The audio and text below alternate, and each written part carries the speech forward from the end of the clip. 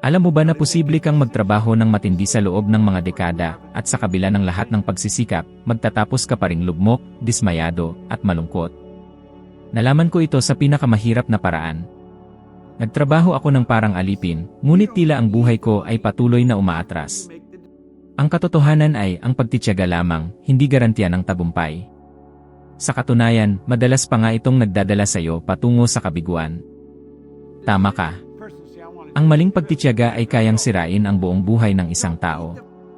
Sa video na ito, ipapakita ko sa iyo kung paano gamitin ang lakas na ito sa tamang paraan at baguhin ang iyong mga resulta ng mabilis at permanenteng. Maaaring nagsusumikap ka ng husto nagtatrabaho ng walang humpay, sinusubukang baguhin ang iyong buhay, at kahit na anong gawin mo, parang walang nangyayaring pagbabago. Naranasan mo na ba ito? Parang ikaw ay nasa isang walang katapusang siklo.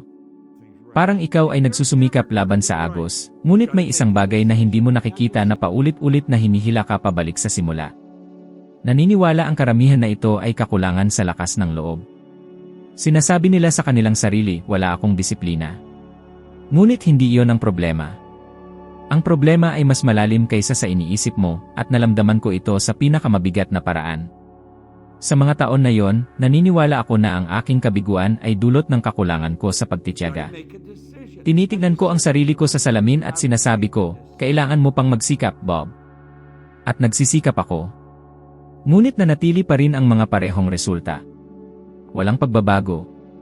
Hanggang isang araw, bigla ko itong naintindihan. Ang problema ay hindi sa aking pagnanais. Mayroon akong pagnanais. Ang kulang sa akin ay isang ibang larawan ng sarili ko kaysa sa dala ko sa aking isipan. Iyon ang nagsisilbing sagabal sa aking tagumpay. Tignan mo, ang mga aksyon na paulit-ulit mong ginagawa araw-araw ay isang refleksyon lamang ng kung ano ang nakatanim sa iyong isipan. Maaaring sinusubukan mong baguhin ang iyong mga gawi, magising ng mas maaga, magtipid, kumain ng masustansya, mag-aral ng masigasig, ngunit kung sa kaloob-looban mo, ikaw ay nakakapit pa rin sa isang imahe ng kakulangan, kabiguan, o hindi pagkakatiwala sa sarili, ang imahe na yon ang magwawagi. Laging ganun. Parang nagmamaneho ka ng sasakyan na may preno na naka-on, maaaring tapakan mo ng todo ang accelerator, ngunit hindi ka makakausad. O mas masahol pa, baka masira pa ang makina. At ang pinakamahirap dito, ang karamihan sa mga tao, hindi nila alam na ito ang nangyayari.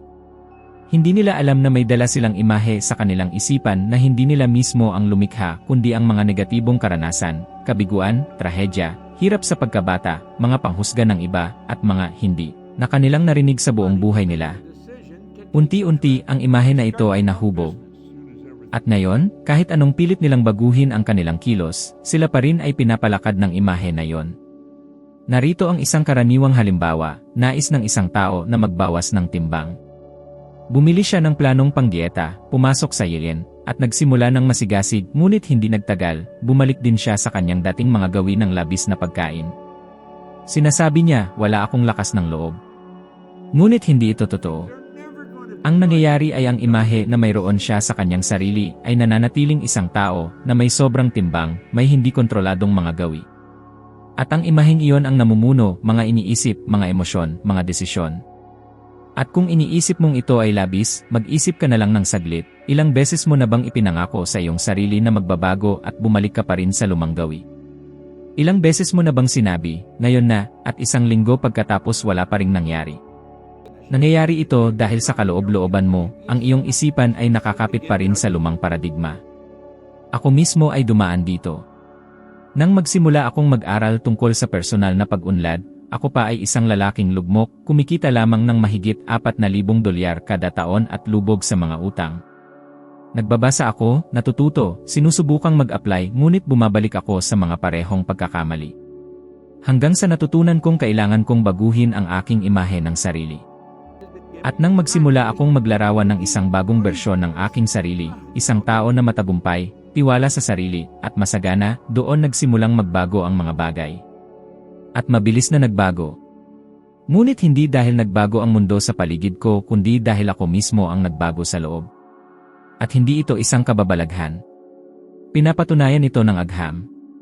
Ipinakita ng mga pag-aaral mula sa Unibersidad ng Stanford na ang utak ng tao ay mas malakas na tumugon ng emosyonal sa mga mental na imahen kaysa sa mga salita o pangako. Ibig sabihin, kung makikita mo ang iyong sarili ng maliwanag, patuloy, at emosyonal na namumuhay sa buhay na nais mo, ang iyong utak ay magsisimulang ireprogram ang iyong mga ugali upang itugma ang iyong realidad sa imaheng iyon. Parang sinasabi nito, ito ang bagong pamantayan. Mag-move tayo patungo rito. Ngunit nangangailangan ito ng emosyonal na paglahok. Hindi sapat na ulitin lamang ang mga pangungusap. Kailangan mong maramdaman. Mag-visualize. Ulitin. Araw-araw. Hanggang ang bagong imaheng iyon ay maging mas malakas kaysa sa luma. Ngayon, itanong ko sa iyo, ano ang iyong inilalarawan ngayon? Nakikita mo ba ang iyong sarili na namumuhay ng masagana o nahihirapan sa pagbayad ng mga bilihin? Nakikita mo ba ang iyong sarili sa isang malusob na relasyon o nahihirapan sa mga sakit ng nakaraan? Ang imaheng iyong pinapalakas ay humuhubog sa iyong buhay. Ang iyong papel, kung nais mong baguhin ang iyong mga resulta, ay hindi pilitin ang ibang mga pag-ugali. Kailangan mong baguhin ang imaheng mayroon ka tungkol sa iyong sarili. At ang pagbabago na ito, kapag ginawa ng may matibay na pagpapasya, ay magbabago sa lahat. Dahil kapag nakita ng iyong isipan ang isang bagong posibilidad ng malinaw, emosyonal, at may tamang dalas nagsisimula itong maniwala. At kapag naniniwala ito, kikilos ito. At kapag kumilos ito, darating ang mga resulta. Simple lang. Ngunit hindi madali. Nangangailangan ito ng pagpapasya. Nangangailangan ito ng pagtitiyaga. Hindi ang pagtitiyaga ng isang tao na patuloy na nagkakamali, kundi ang pagtitiyaga ng isang tao na nagpasya na mamuhay ayon sa nais niya at hindi ayon sa buhay na naranasan niya hanggang ngayon. At ang tanong ko sa iyo ngayon ay, handa ka bang gawin ito? Dahil kung ang iyong buhay ay maaaring magsimulang magbago mula ngayon.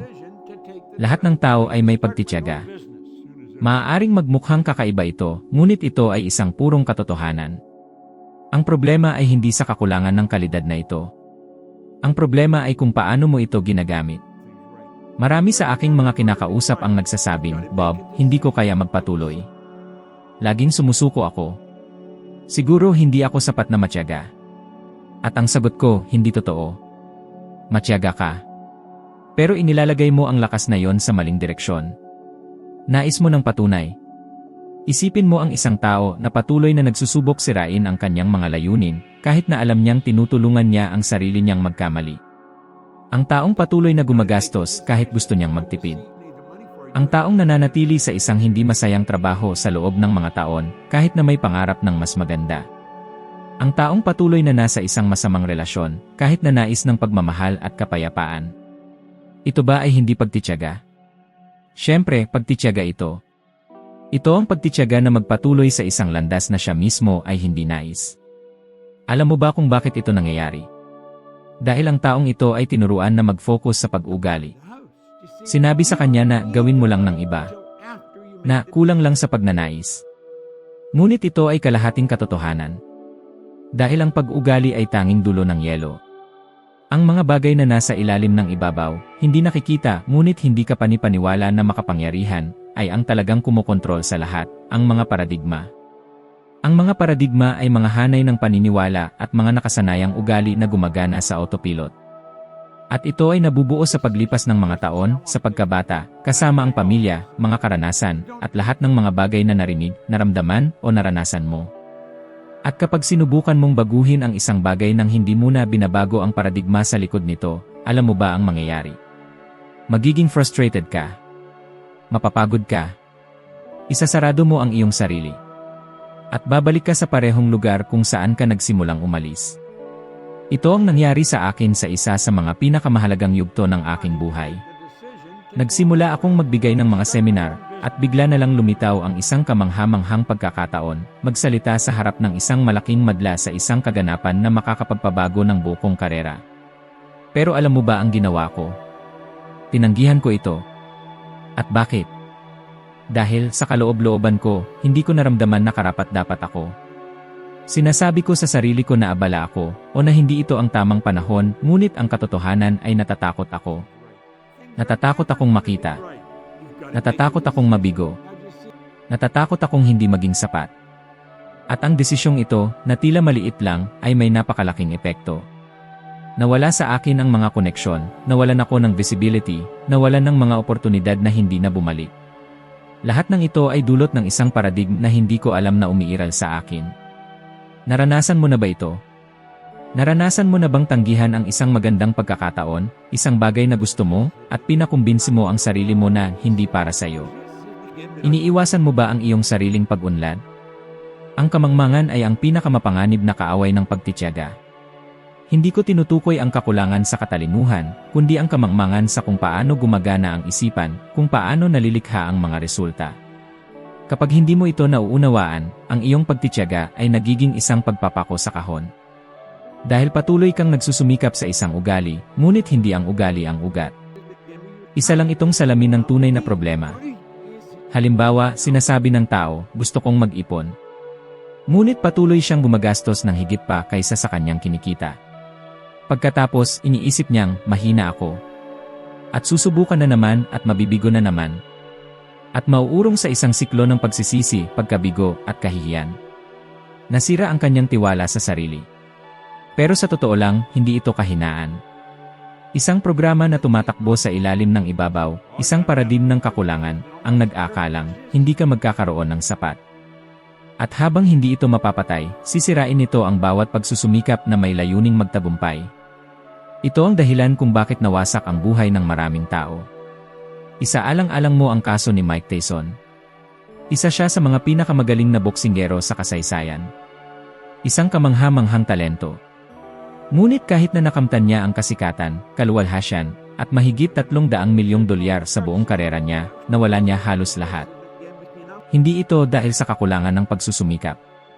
Ito ay dahil patuloy siyang nag-persist sa mga internal na pattern na nagpapabagsak sa kanya. Mga pag-ugali, bisyo, at desisyon, lahat ay pinapalakas ng mga paradigm na hindi pa nareresolba. At mas karaniwan ito kaysa sa iniisip natin. Ayon sa isang pag-aaral mula sa Behavioral Science Lab, mahigit 80% ng mga tao ang abandonahin ang kanilang mga layunin sa buhay sa loob ng unang 90 araw. At ang pangunahing dahilan ay hindi tamad sila. Ito ay dahil sa hindi pagkakatugma sa loob.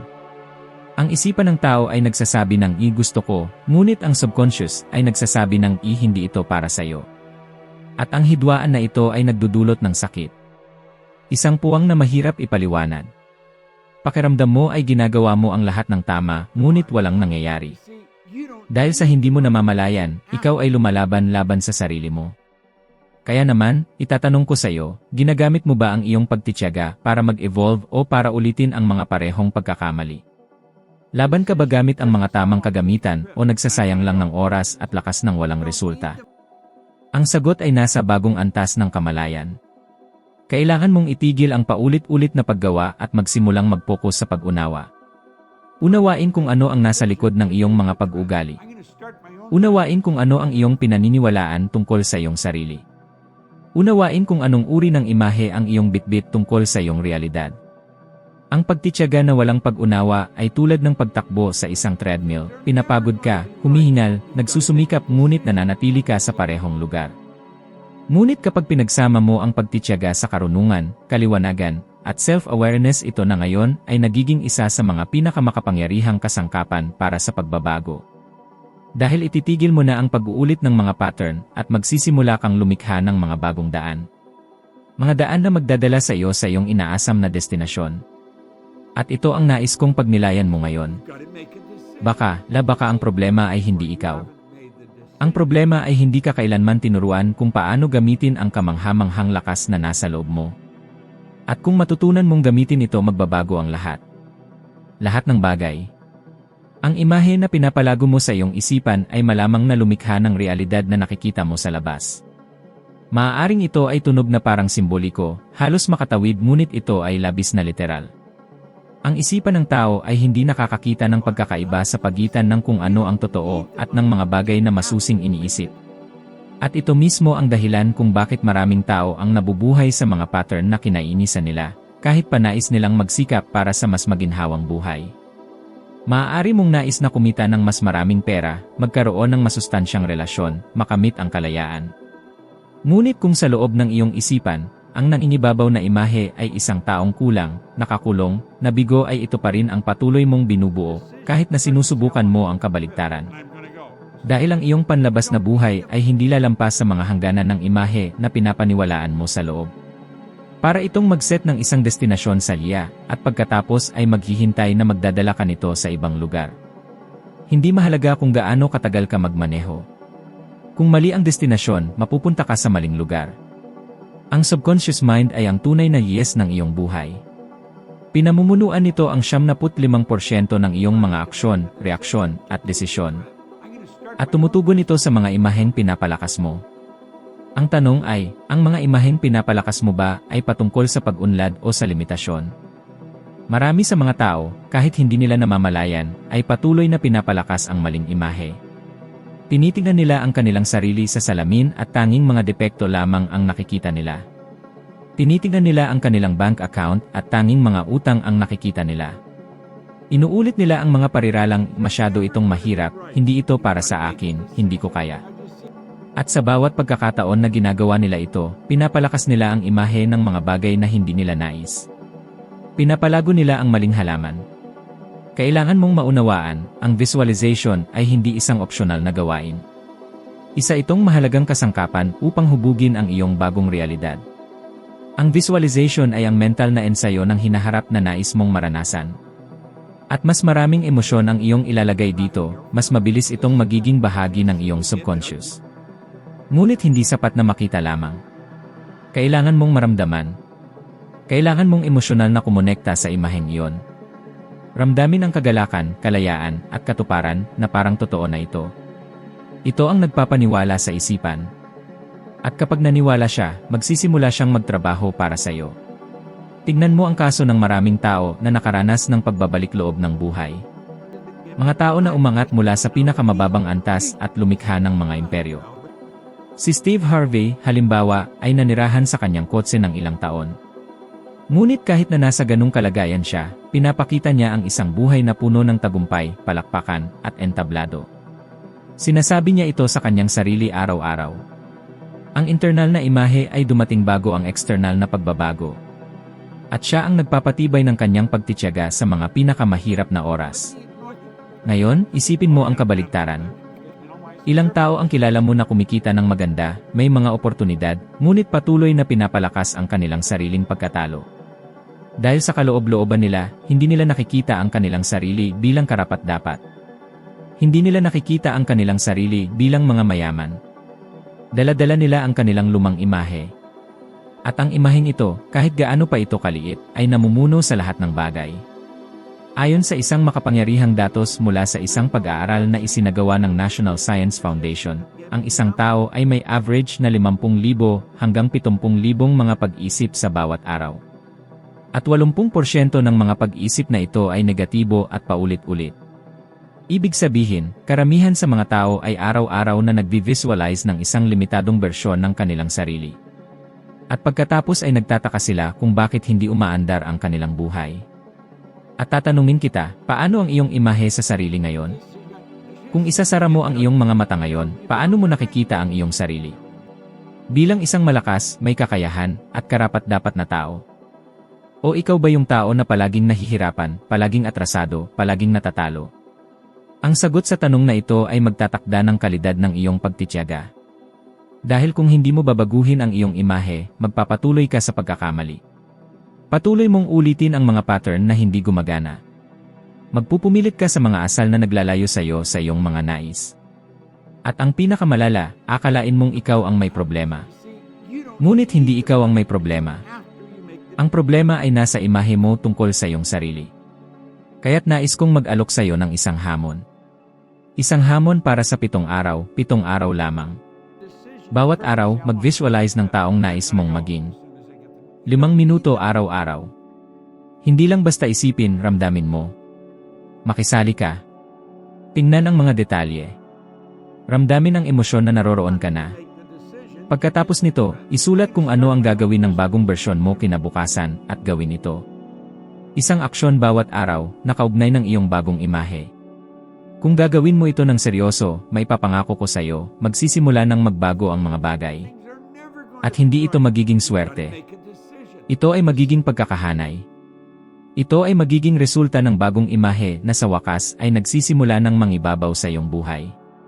Dahil ang tunay na pagtitiyaga ay malakas lamang kapag ito ay konektado sa isang malinaw at emosyonal na nakakainggan pananaw. At ito ang pananaw na kailangan mong buuin. Dahil ang realidad na nais mo ay nasa loob mo na. Kailangan lamang ng isang malakas na imahe upang ito ay magbunga sa labas. Kung sakaling magkaroon ng digmaan sa pagitan ng lakas ng loob at ng imahinasyon, huwag magdalawang isip, palaging magwawagi ang imahinasyon. Laging. Hindi ito isang metapora. Isa itong prinsipyong psikolohikal.